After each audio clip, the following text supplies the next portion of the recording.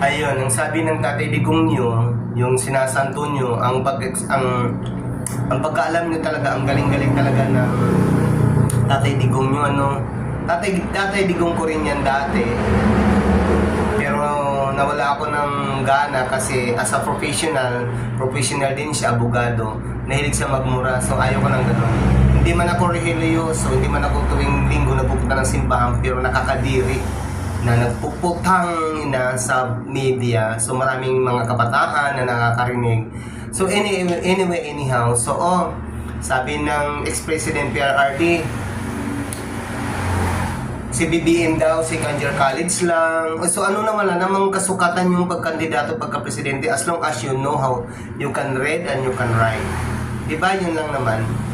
Pero masyado siyang minamataas yung sarili niya porque nag-ex-president siya, porque ang mga tao lang slide daw sa kanya kasi naging tanga din.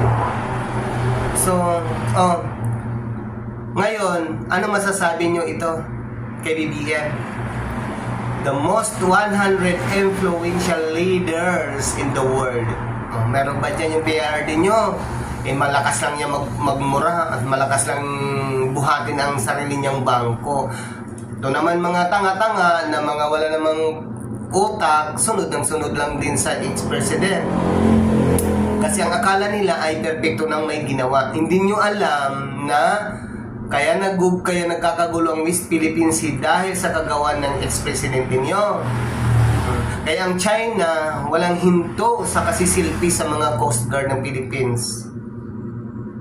Diba?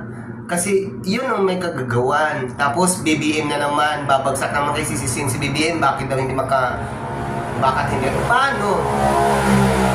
Kasi may mga gentleman's agreement na sabi ni Tatay Digong nyo na hindi basta wag lang gagamit ng pwersa militar. Yun lang sinabi ng Tatay Digong nyo. Sinabi niya talaga sa media, nakikita ko yan niya.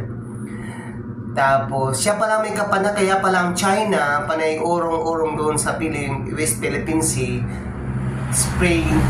gamit ng spray gun, water gun, papunta sa Coast Guard ng Pilipinas, kasi ang sabi ng Tatay Digong, huwag lang ang makakamatay na armas. So yun ba ang gusto ninyo?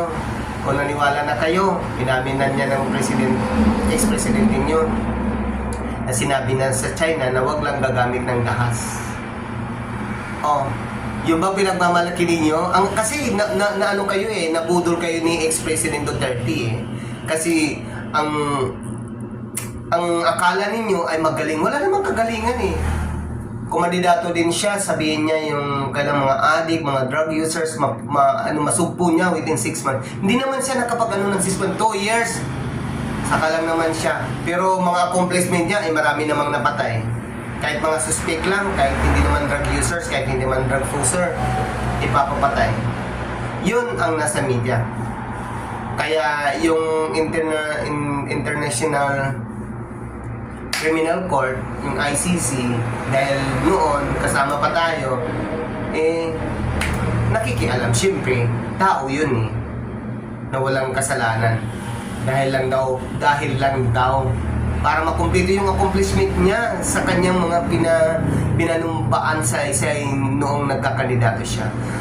Aminin ko bumuta ko sa kanya, nasa abroad ako Makiduterte din ako, pero nawala ako ng gana. Kahit nasa posisyon na siya sa bahay nila, dakdak pa rin ang dakdak, inggit pa rin ang inggit kay PBBM.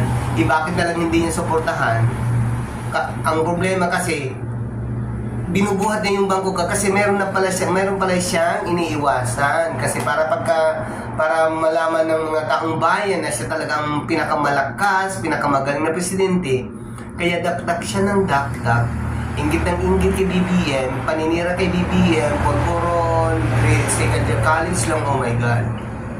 Sabihin na lang natin second year college lang, ang qualification pagka-presidente ang nasa constitution natin. Ang sabi, kailangan marunong sumulat, kailangan marunong magbasa, Hindi yung attorney, lawyer katulad sa'yo, wala namang kapinta-pinta. Ibastos naman ang bunganga.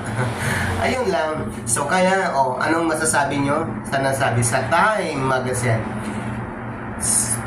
Sa loob ng 100 na mga influential leader, isa doon si President Ferdinand Romualdez Marcos Jr. Diba?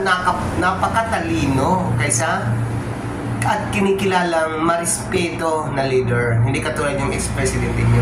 Siguro nano ko lang kasi nabasahan ko lang. Kaya huwag kayong pabubudol kay Duterte.